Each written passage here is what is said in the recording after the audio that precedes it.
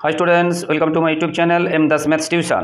আজকের মাধ্যমিক 2025 সালের জন্য এবিজে টেস্ট পেপার থেকে আজকে জীবন বিজ্ঞানের 531 পেজের বড় প্রশ্নের উত্তরগুলো করাচ্ছি বন্ধুরা। 2, 3 এবং অন্য বড় প্রশ্ন উত্তরগুলো করাচ্ছি, তাই মন দিয়ে দেখতে থাকো।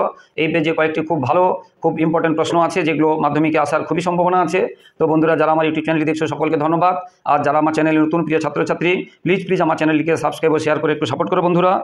আর অন্যরা যারা বড়রা দেখছেন বা যারা যে সকল অভিভাবক দেখছেন, আপনাদের কাছেও রিকোয়েস্ট আপনারাও একটু আমার চ্যানেলটিকে সাবস্ক্রাইব ও শেয়ার করে একটু পাশে থাকুন।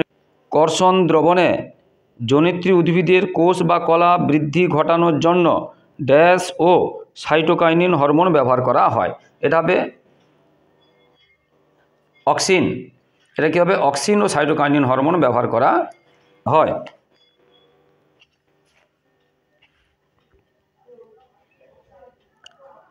দুইয়ের একেরটাতে কি আছে? কর্ষণ দ্রবণে জনিত্রী উদ্ভিদের কোষ বা কলা বৃদ্ধি ঘটানোর জন্য ড্যাশ ও সাইটোকাইনিন হরমোন ব্যবহার করা হয়। এখানে হবে অক্সিন। কি হবে এখানে? অক্সিন। দুইয়েরটাতে কি আছে? ড্যাশ অণুর ঘন কুণ্ডলীকৃত গঠনই হলো ক্রোমোজোম। ডিএনএ অণুর ঘন কুণ্ডলীকৃত গঠনই হলো ক্রোমোজোম। ক্রোমোজোম যেমন সমান্তরালতা বলে, ক্রোমোজোম থেকে ডিএনএ থেকে কি বলবো? জিন।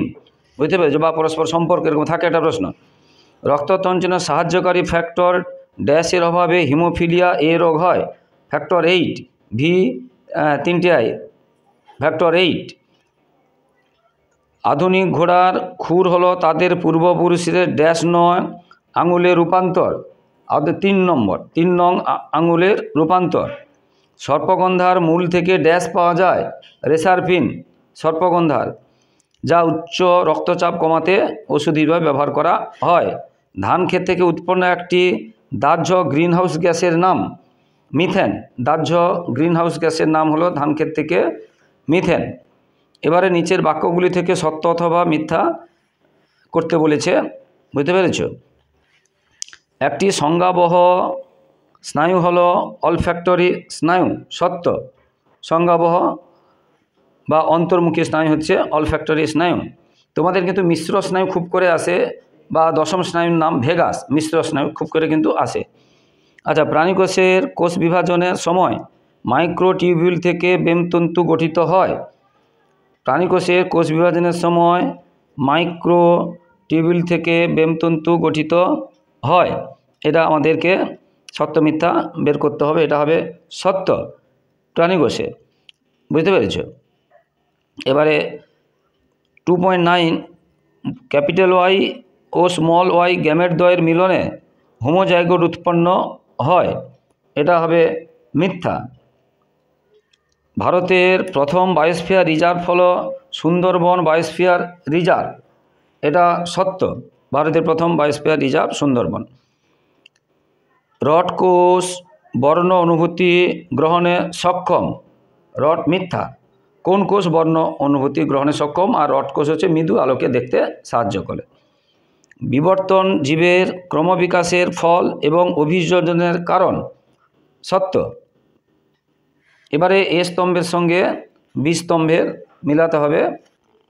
ডেল্টয়েড পেশি এ স্তম্ভের সঙ্গে বি স্তম্ভে মিলাতে হবে। ডেল্টয়েড পেশি হবে অ্যাবডাকশন।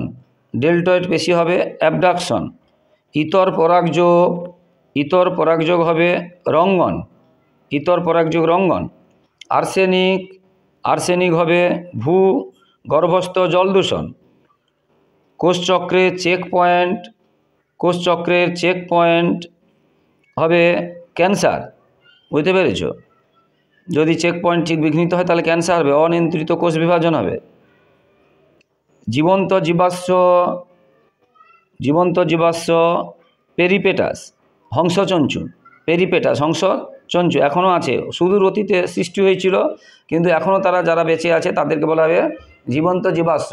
কিন্তু সৃষ্টির সময় তাদের যে সমসাময়িক জীবেরা কিন্তু পৃথিবীতে এখন আর নেই, সেই জন্য তাদের জীবন্ত জীবাশ্ম পেরিপেটাস। একে হংসচঞ্চু। বুঝতে পেরেছ?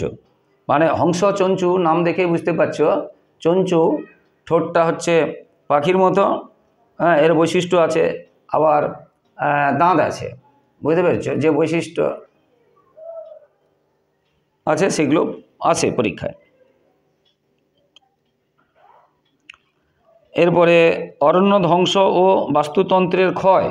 অরণ্য ধ্বংস ও বাস্তুতন্ত্রের ক্ষয় জলবায়ুর পরিবর্তন ও বিশ্ব উষ্ণায়ন এর কারণেই এটা হচ্ছে। এরপরে আছে বি সদৃশ্য শব্দটি বেছে লেখো। ডোয়ারফিজম, গয়টার, কুশিং সিনড্রোম এবং থ্যালাসেমিয়া। এটা কি হবে? থ্যালাসেমিয়া। কেন হবে জানতে হবে। এই ডোয়ারফিজম, গয়টার, কুশিং সিনড্রোম এগুলো হচ্ছে হরমোন ঘটিত ডিসঅর্ডারের ফলে, সমস্যার ফলে, কোনটা কম উৎপন্ন হওয়ার জন্য কোনটা বেশি উৎপন্ন হওয়ার জন্য এগুলো হয়, বুঝতে পেরেছ? কিন্তু থ্যালাসেমিয়াটা হচ্ছে ক্রোমোজোম ঘটিত রোগ, হরমোন ঘটিত রোগ নয়, জিন ঘটিত রোগ। এই জন্য এবারে আক্রমণ ও পলায়ন বিক্রিয়াটির সঙ্গে জড়িত হরমোনটির নাম আমরা জানি যে বিপদকালীন বা ইমার্জেন্সি হরমোন, যাকে অ্যাড্রিনালিন বলছে, বুঝতে পেরেছ? অ্যাড্রিনাল গ্রন্থি থেকে হয়, বৃক্কের উপরে আছে অ্যাড্রিনালিন, উত্তরটা হবে অ্যাড্রিনালিন। নিচের প্রথম শব্দ জোটটি সম্পর্কে বুঝে দ্বিতীয় জোট শব্দটি শূন্যস্থান বসাও। আর্জিনিন কি হচ্ছে? Histone protein. তাহলে ট্রিপ্টোফ্যান কি হবে? ট্রিপ্টোফ্যান কি হবে? ওটা হচ্ছে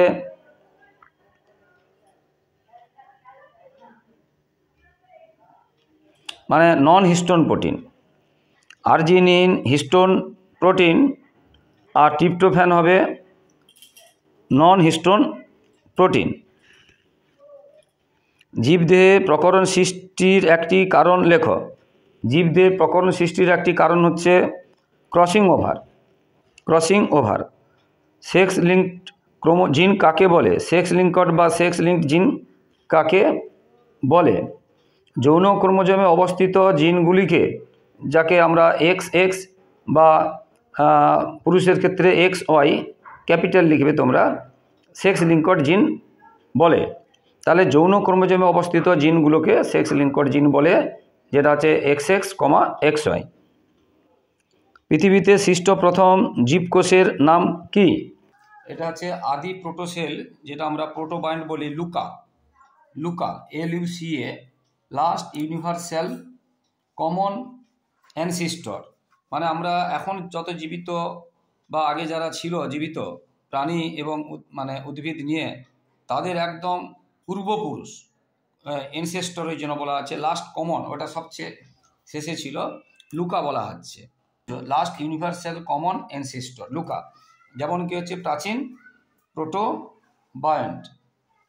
ইউডেফিক প্যাথোজেন কি? এটা সঠিক জানা নেই, তবুও একটু বলছি। ইউডেফিক সাধারণত মাটিতে বসবাসকারী প্যাথোজেনগুলোকে ইউডেফিক বলে সম্ভবত। যেমন ধরো আমাশয় রোগী সৃষ্টিকারী প্যাথোজেন, ওটা ইউডেফিক প্যাথোজেন হবে। ক্যান্সার সৃষ্টিকারী জিনকে কি বলে? অঙ্কোজিন বলে। ক্যান্সার সৃষ্টিকারী জিনকে কি বলে? অঙ্কোজিন বলে। এরপরে মানবদেহে ইস্ট্রোজেন ও প্রোজেস্টেরনের বিপরীতধর্মী ভূমিকা কি কি? দেখো, ইস্ট্রোজেন আর ইস্ট্রোজেন হচ্ছে মহিলাদের, আর কি করে ইস্ট্রোজেন? যে ডিম্বথলিতে ডিম্ব উৎপাদন সাহায্য করে। আর প্রোজেস্টেরন কি করে? এই প্রোজেস্টেরন কি করে? ডিম্বাশয় ডিম্ব উৎপাদন বন্ধ রাখতে সাহায্য করে, বা প্রোজেস্টেরনের প্রভাবে ডিম্বাণু উৎপাদন বন্ধ থাকে। মনোপজের পরে বা যখন গর্ভকালীন অবস্থায় বা যখন বয়স হয়ে যায়, তখন এই ইস্ট্রোজেন কি করে? ডিম্বাণু উৎপন্ন হতে বাধা দেয়। কিন্তু ঋতুকালীন অবস্থায় বা যখন বয়স থাকে, তখন কিন্তু ইস্ট্রোজেন কি করছে? ডিম্বথলিতে ডিম্বাণু উৎপাদনে বা উৎপাদন করে। বুঝতে পেরেছ? এইভাবে ভালো করে বুঝে প্রশ্ন উত্তর লিখতে হবে। নিম্নলিখিত দুটি বিষয়ে মস্তিষ্ক ও লঘু মস্তিষ্কের তুলনা করো, অবস্থান ও কাজ। মানে গুরু মস্তিষ্ক কোথায় অবস্থিত আর কাজ কি, আর লঘু মস্তিষ্ক কোথায় অবস্থিত, কাজ কি। তো আমরা জানি গুরু মস্তিষ্ক হচ্ছে অগ্র মস্তিষ্কে অবস্থিত, বুঝতে পেরেছ? আর এটা কাজ কি? গুরু মস্তিষ্ক আমাদের চিন্তা, স্মৃতি, বুদ্ধি, এইগুলো মানসিকতা, বোধ, এগুলো নিয়ন্ত্রণ করে। আর লঘু মস্তিষ্ক হচ্ছে পন্স ও সুষুম্না, যে শীর্ষে সংযোগস্থলে করটির প্রস্থাদভাগে অবস্থিত। আমরা সহজ কথা বলতে পারি যে লঘু মস্তিষ্ক কি হচ্ছে? পন্স ও সুষুম্না কাণ্ডের সংযোগস্থলে করটির পশ্চাৎভাগে অবস্থিত। বা আমরা বলতে পারি গুরু মস্তিষ্ক অগ্র মস্তিষ্কে আর লঘু মস্তিষ্ক পশ্চাৎ মস্তিষ্কে অবস্থা। কাজ কি? দেহের ভারসাম্য নিয়ন্ত্রণ করা। লঘু মস্তিষ্কের কাজ কি? দেহের ভারসাম্য নিয়ন্ত্রণ করা। লঘু মস্তিষ্কের কাজ দেহের ভারসাম্য নিয়ন্ত্রণ করা। মাছের বক্ষ পাখনা কেটে ফেললে জলে থাকার জন্য তার কি কি প্রতিকূলতা সম্মুখীন হতে হবে? মাছের বক্ষ পাখনা কেটে দিলে কি কি হবে? প্রথম হচ্ছে, বক্ষ পাখনার অভাবে মাছ এক জায়গায় স্থির ভেসে থাকতে ও জলের গভীরে যেতে পারবে না। এক জায়গায় স্থির ভেসে থাকতে পারবে না আর জলের গভীরে যেতে পারবে না। বুঝতে পেরেছ? মাছ যে জলের বাধা কেটে যে সামনের দিকে এগিয়ে যায় তাতেও অসুবিধে হবে।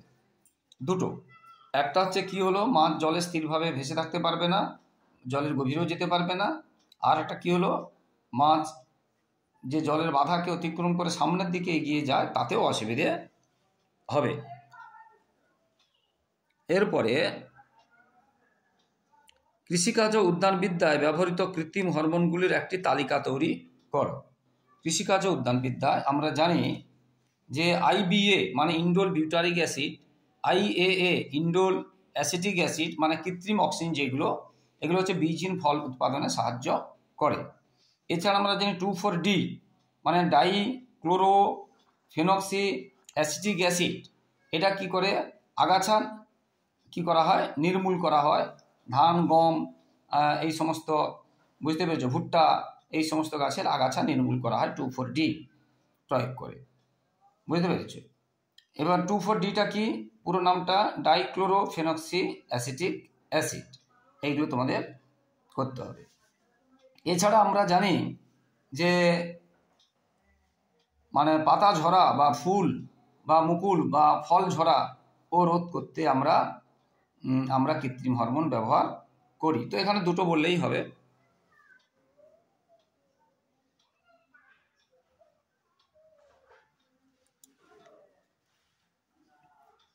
নিম্নলিখিত বৈশিষ্ট্যের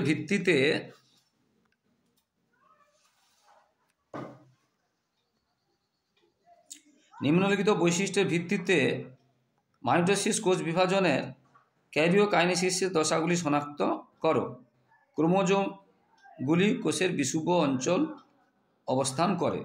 ক্রোমোজোম কখন কোষের বিষুব অঞ্চলে অবস্থান করে? কোন দশায়? মেটাফেজ দশায়, সেকেন্ড দশায়, মেটাফেজ দশায়। নিউক্লিয়াসের আবির্ভাব একদম শেষ দশায় কি হচ্ছে? টেলোফেজ দশায় নিউক্লিয়াসের আবির্ভাব।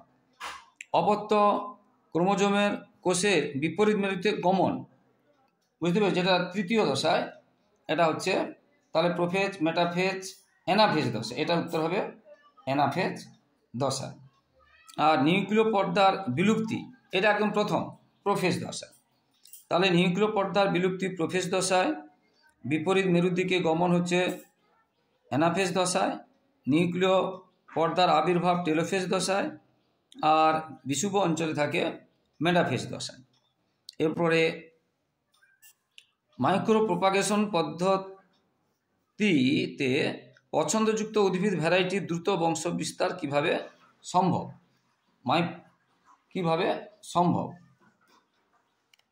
না, উপযুক্ত উদ্ভিদ যেগুলো মানে অঙ্গ, যেটা কলা বা কোষ বা মুকুল, যেগুলোকে নেওয়া হবে সেগুলোকে আগে নির্বাচন করতে হবে, প্রথম কাজ। বুঝতে পেরেছ? এরপরে কৃষ্টি মাধ্যমে বা কালচারাল যে মিডিয়াম, তাতে কি হবে? তাদেরকে রেখে, বুঝতে পেরেছ, কোষপুঞ্জ বা ক্যালাস টিস্যু গঠন করা হবে অবিভেদিত। কালচার বা কৃষ্টি মাধ্যমে সেইগুলোকে রেখে অবিভেদিত কোষপুঞ্জ বা মানে ক্যালাস টিস্যু তৈরি করা হবে। তারপরে কি করা হবে? ক্যালাসের বৃদ্ধি ঘটিয়ে এমব্রয়েড বা ভ্রূণ গঠন করা হবে। তারপরে কি হবে? চারাগাছগুলিকে কর্ষণ ক্ষেত্রে স্থানান্তরিত করা হয় এবং প্রতিপালন করা হয়। তারপরে পরপর আছে শিশু উদ্ভিদকে পৃথক টবে লাগাতে হবে, ইত্যাদি ব্যাপারগুলো আছে। তারপরে ওই এমব্রয়েড থেকে অসংখ্য শিশু উদ্ভিদ বা প্লান্ট এইভাবে সৃষ্টি করা হবে। জোর কলম দ্বিবীজপত্রী উদ্ভিদের ক্ষেত্রে সফলতার সাথে করা হয়, কিন্তু একবীজপত্রী উদ্ভিদের ক্ষেত্রে সম্ভব নয় কেন? না, কারণ একবীজপত্রী উদ্ভিদে ক্যাম্বিয়াম কলা থাকে না, আর ক্যাম্বিয়ামই হচ্ছে পুনর্জন্ম ক্ষমতা সম্পন্ন, যেটা দ্বিবীজপত্রী উদ্ভিদের থাকে। একটা পয়েন্ট। 2 নম্বর পয়েন্ট কি বলবে, যে ভাস্কুলার যে বান্ডিল একবীজপত্রীতে বিক্ষিপ্তভাবে থাকে, ছড়ানো থাকে, কিন্তু দ্বিবীজপত্রীতে একসঙ্গে থাকে। এটা তাহলে মূল উত্তর কিন্তু ক্যাম্বিয়াম। মূল উত্তর হচ্ছে ক্যাম্বিয়াম থাকে না, আর এই ক্যাম্বিয়াম হচ্ছে পূর্ণজন্ম ক্ষমতা সম্পন্ন, যেটা একবীজপত্রীতে থাকে না আর দ্বিবীজপত্রীতে থাকে। এরপরে সংকরায়ন পরীক্ষায় প্রকট গুণ কিভাবে প্রকাশ পায় তা একটি উদাহরণের সাহায্যে ব্যাখ্যা করো। সংকরায়ন পরীক্ষা, আমরা যদি একটি বিশুদ্ধ বেটে স্মল টি এবং একটি বিশুদ্ধ লম্বা ক্যাপিটাল টি মটর গাছে যদি আমরা সংকরায়ন ঘটাই, তাহলে প্রথম অপত্য জনুতে সবগুলো গাছ লম্বা হবে, কিন্তু সেটা সংকর লম্বা, বড়টি এবং ছোটটি, ক্যাপিটাল টি এবং স্মল টি থাকবে। আবার ওদের যদি সংকরায়ন ঘটানো হয় ওই প্রথম অপত্য জনুতে, বুঝতে পেরেছ, তখন কিন্তু দ্বিতীয় অপত্য জনুতে আবার বেটে গুণটা প্রকাশ পাচ্ছে। ঠিক আছে, তাহলে আমরা কি দেখলাম, বৈশিষ্ট্যটা কিন্তু বেটেটা থেকে যাচ্ছে, প্রকটে মানে লম্বার সঙ্গে লম্বাটা প্রকাশ পাচ্ছে, কিন্তু বেটেটা থেকে যাচ্ছে। অর্থাৎ আমরা কি বলবো, লম্বা বৈশিষ্ট্যটা হলো প্রকট বৈশিষ্ট্য। লম্বা এবং বেটে দুটো বৈশিষ্ট্য থাকছে, কিন্তু প্রকাশ পাচ্ছে লম্বা, তাই তাকে আমরা বলবো প্রকট বৈশিষ্ট্য। বুঝতে পেরেছ? এরপরে capital A small a, capital B small b, capital A আর ক্যাপিটাল বি স্মল বি, এই জিনোটাইপ দুটির মধ্যে সাদৃশ্য কী? এখানে দেখো, এখানে সাদৃশ্য কী মানে, এখানে দেখো স্মল বি ক্যাপিটাল বি, এখানে স্মল এ ক্যাপিটাল এ, তার মানে এগুলো সংকর। আমরা এক কথায় কি বলতে পারি, এইগুলো হচ্ছে সংকর, বিশুদ্ধ নয়, এটা আমরা বলতে পারি। বুঝতে পেরেছ? কারণ দুটো ক্যাপিটাল এ বা দুটো ক্যাপিটাল বি বা দুটো স্মল এ বা দুটো স্মল বি থাকলে তাহলে সেটা বিশুদ্ধ হয় বা খাঁটি হয়। এরপরে একজন শিক্ষার্থী খবরের কাগজে থ্যালাসেমিয়া রোগ সম্পর্কে একটি প্রবন্ধ পড়ল, থ্যালাসেমিয়া আক্রান্ত ব্যক্তি পরিণতি সম্পর্কে জানল, পপুলেশন থেকে এই রোগ দূর করতে সে কি কি পদক্ষেপ নিতে পারে তা লেখো। দেখো, থ্যালাসেমিয়া একটা জিন ঘটিত একটা প্রচ্ছন্ন রোগ। যদি দম্পতি উভয়ে থ্যালাসেমিয়ার বাহক থাকে বা একজন বাহক এবং একজন আক্রান্ত থাকে, তাহলে পরবর্তী প্রজন্মে থ্যালাসেমিয়া হয়, এটা তিনি জানতে পারলেন। তাই বিয়ের আগে তিনি রক্ত পরীক্ষা নিজের এবং ভাবি যে হবে, বুঝতে পেরেছ, তার সঙ্গে কি করবে, থ্যালাসেমিয়া বাহক বা থ্যালাসেমিয়া আছে কিনা তিনি পরীক্ষা করে নেবেন। এবার যদি বিয়ে হয়ে যায় তাহলে তিনি কি করবেন, যাতে থ্যালাসেমিয়া সন্তান না হয় তার জন্য তিনি কি করবেন, গর্ভনিরোধক ব্যবস্থা নেবেন বা টেস্ট টিউব বেবি উৎপন্ন করার ব্যবস্থা নেবেন এবং ডাক্তারদের সঙ্গে পরামর্শ নেবেন, এইগুলোই তিনি করবেন। সুন্দরী গাছ দেহে অতিরিক্ত লবণ কিভাবে রেচিত করে? সুন্দরী গাছ যেহেতু লবণাক্ত মাটিতে জন্মায়, তাই তারা কি করে, মূল দ্বারা লবণাক্ত জল তারা পরিশ্রুত করে অতিরিক্ত লবণ ত্যাগ করে, মানে পুরো লবণ জলকে শুষে নেয় না, তারা চেষ্টা করে শোষণের সময় লবণটাকে অনেকটা পরিশ্রুত করার জন্য, সেটা মূলে তাদের সেই ব্যবস্থা আছে। 2 নম্বর, সুন্দরী গাছের পাতায় লবণ গ্রন্থি একটা আছে, লবণ গ্রন্থি, তারা কি করে, তার মাধ্যমে জলের সঙ্গে গৃহীত অতিরিক্ত লবণকে তারা ত্যাগ করে দেয়। এটা মূল একটা পয়েন্ট। সুন্দরী গাছের পাতায় লবণ গ্রন্থি থাকে, তাই তারা যে অতিরিক্ত লবণ আসে সেটা পাতার মাধ্যমে তারা ত্যাগ করে দেয়। আর কি, সুন্দরী গাছের কিছু পরিমাণ অতিরিক্ত লবণ পাতা ও বাকলে জমা করার মতো ব্যবস্থা থাকে, পাতা এবং বাকলে, বুঝতে পেরেছ, এবং সেইগুলো মোচনের মাধ্যমে বা ত্যাগের মাধ্যমে সুন্দরী গাছ কী করে তার দেহ থেকে লবণকে ত্যাগ করতে পারে। তাহলে 3টে, একটা হলো মূলের সাহায্যে লবণযুক্ত জল গ্রহণ করার সময় অতিরিক্ত লবণকে তারা ত্যাগ করে, দ্বিতীয় কি হলো, পাতায় তাদের লবণ গ্রন্থি আছে সেই লবণগ্রন্থির মাধ্যমে তারা অতিরিক্ত লবণকে ত্যাগ করে। তৃতীয়ত, তাদের পাতা এবং বাকলে লবণ জমা করে রাখার মতো একটা ব্যবস্থা আছে, এবং সেই পাতা এবং বাকল ত্যাগের মধ্য দিয়ে পেকে গেলে বা বুড়ো হয়ে গেলে, যেটা বলা হয়, ত্যাগের মধ্য দিয়ে সে লবণকে তারা দেহ থেকে বের করে দেয়। মেরুদণ্ডী প্রাণীদের ভ্রূণে পরিস্ফুরণকালে যে সকল সাধারণ বৈশিষ্ট্য লক্ষ্য করা যায় তার একটি তালিকা তৈরি করো। মানে মেরুদণ্ডী প্রাণীদের, অর্থাৎ সকল মেরুদণ্ডীদের আমরা কোনো না কোনো সময় আমরা এইরকম একটা ভ্রূণের গঠন পাবো, যাকে বলে আছে না যে জাতিজনী জীবজনী, যে জাতিজনীকে আছে না পুনরাবৃত্ত করে, এইগুলো ব্যাপারটা। তো উত্তরগুলো বলছি শোনো। পরিস্ফুরণের ধারাবাহিক ঘটনা এটা কি হলো ব্যক্তিজনী তার পূর্বপুরুষ থেকে উত্তর পুরুষে বা বুঝতে পেরেছে উত্তর পুরুষে রূপান্তরিত হওয়ার হলো জাতিজনী। তাহলে পরিস্ফুরণের ধারাবাহিক ঘটনা হলো ব্যক্তিজনী তার পূর্বপুরুষ থেকে উত্তর পুরুষে রূপান্তরিত হওয়া হলো জাতিজনী, 1 নম্বর। 2 নম্বর, ভ্রূণের প্রথম পর্যায়ে জাইগোট থেকে মরুলা থেকে ব্যাস্টুলা থেকে গ্রাস্টুলা প্রভৃতি দশা অতিক্রম করে ম্যাক্সিমাম সমস্ত প্রাণী। জাইগোট এককোষী অ্যামিবার প্রতিনিধিত্ব বহন করে। জাইগোট তাহলে অ্যামিবার মতো মানে অ্যামিবার মতোই প্রতিনিধিত্ব বহন করে।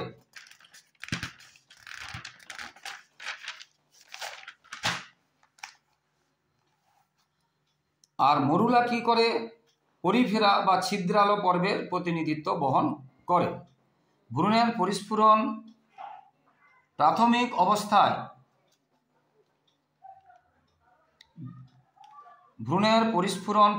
অবস্থায় জার্ম স্তরের সাদৃশ্য দিয়ে প্রমাণ করা যায় এরা এক উদ্বংশীয় জীব থেকেই সৃষ্ট।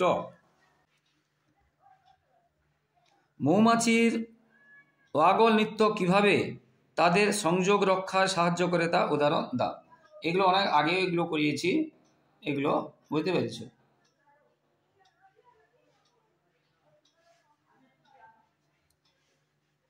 দেখে নেবে। পেঙ্গুইন ও সর্পগন্ধা একটি করে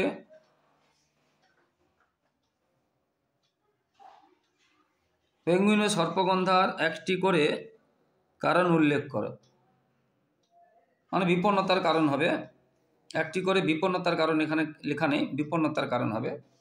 তো পেঙ্গুইন কিন্তু এখন বিপন্নতার যে কারণ, চোরা শিকার, বিশ্ব উষ্ণায়ন, জলবায়ুর পরিবর্তন এবং দূষণ। আর সর্পগন্ধার একটি বিপন্নতার কারণ হলো অতিরিক্ত ব্যবহার। সর্পগন্ধা অতিরিক্ত ব্যবহার, আর পেঙ্গুইনের কিন্তু অতিরিক্ত ব্যবহার নয়। চোরা শিকার হচ্ছে, পেঙ্গুইন বিশ্ব উষ্ণায়ন হচ্ছে, জলবায়ুর পরিবর্তন হচ্ছে এবং দূষণের হচ্ছে, এটা হচ্ছে পেঙ্গুইন। আর সর্পগন্ধার অতিরিক্ত ব্যবহার। এরপরে জলজ ও স্থলজ বাস্তুতন্ত্রে অবস্থিত স্থানীয় জীববৈচিত্র্য ধ্বংস করে এমন একটি করে বহিরাগত প্রজাতির নাম। জলজ থেকে বলতে হবে এবং স্থলজ থেকে বলতে হবে, যেটা বহিরাগত বলতে হবে, যেটা আমাদের বাস্তুতন্ত্রে ক্ষতি করছে। তো জলজ ক্ষেত্রে আমরা এরকম জানি কচুরিপানা, আর স্থলজ ক্ষেত্রে আমরা জানি পার্থেনিয়াম।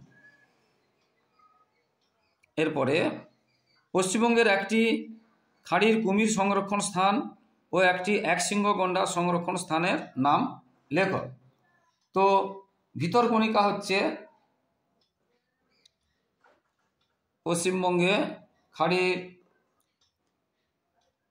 কুমির সংরক্ষণ স্থান, আর গরুমারা হচ্ছে একশৃঙ্গ গন্ডার।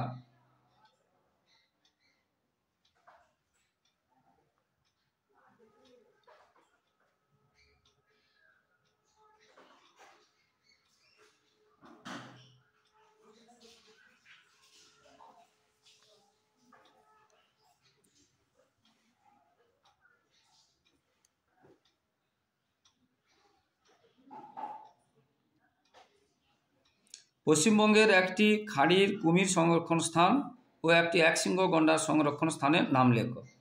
খাড়ির কুমির সংরক্ষণ স্থান আমরা জানি পশ্চিমবঙ্গের, যেমন আমরা জানি খাড়িতে ধরো ডায়মন্ড হারবার, ওখানে আছে বকখালি কুমির প্রকল্প, বুঝতে পেরেছ, বকখালি বলবে এটাই। আর ভিতরকণিকা আছে। এছাড়া গন্ডারের হচ্ছে আমরা বলবো গরু মারা, গন্ডারের ক্ষেত্রে গরু মারা। ডিনাইট্রিফাইং কীভাবে বায়ুমণ্ডলের নাইট্রোজেন ভারসাম্য বজায় রাখে? ডিনাইট্রিফাইং প্রক্রিয়ায় মাটিতে উপস্থিত নাইট্রোজেন ঘটিত যে যৌগগুলি বিভিন্ন ডিনাইট্রিফাইং ব্যাকটেরিয়ার বিজারণের মাধ্যমে নাইট্রোজেন গ্যাসে পরিণত হয়ে বায়ুমণ্ডলে ফিরে যায়। এর ফলে বায়ুমণ্ডলে নাইট্রোজেনের পরিমাণ ভারসাম্য বজায় থাকে। তাহলে বিভিন্ন রকম ডিনাইট্রিফাইং যে ব্যাকটেরিয়া ডিনাইট্রিফিকেশনের মাধ্যমে উপস্থিত যে মাটিতে যে নাইট্রোজেন ঘটিত যে যৌগগুলো নাইট্রেট বা নাইট্রেট লবণ বা বিভিন্ন যে মরা পচা ইত্যাদি যে প্রোটিনগুলো সেগুলোকে ভেঙে তারা কি করছে, বিজারণের মাধ্যমে নাইট্রোজেন গ্যাসে পরিণত করে বায়ুমণ্ডলে ফিরিয়ে দিচ্ছে। তো বন্ধুরা, যারা আমার ইউটিউব চ্যানেলটি দেখছো সকলকে ধন্যবাদ। আর যারা আমার চ্যানেলে নতুন প্রিয় ছাত্রছাত্রী, প্লিজ চ্যানেলটিকে সাবস্ক্রাইব করে একটু সাপোর্ট করে বন্ধুরা, প্লিজ তোমাদের কাছে শুধু এইটুকু সহযোগিতা ভালোবাসা আশা করছি। আর যারা বড়রা আছেন তাদের কাছে এইটুকু আশীর্বাদ আশা করছি যে চ্যানেলটিকে সাবস্ক্রাইব করে এবং শেয়ার করে একটু সাপোর্ট করবেন। আর লাইক ও কমেন্ট করতে ভুলবে না। আর সকল বন্ধু ছাত্রছাত্রী তোমরা খুব ভালো থাকো, তোমাদের ভবিষ্যৎ ভালো হোক, তোমাদের পরীক্ষা ভালো হোক, মাধ্যমিকের আগাম শুভেচ্ছা থাকলো। আর অবশ্যই ভিডিওটি ফলো আমার ইউটিউব চ্যানেলটি ফলো করতে থাকো বন্ধুরা, এবং শেয়ার করবে। তোমাদের ভাই বোনেরা উপকৃত হবে, বন্ধুরা উপকৃত হবে। আর জয় হিন্দ, বন্দে মাতরম।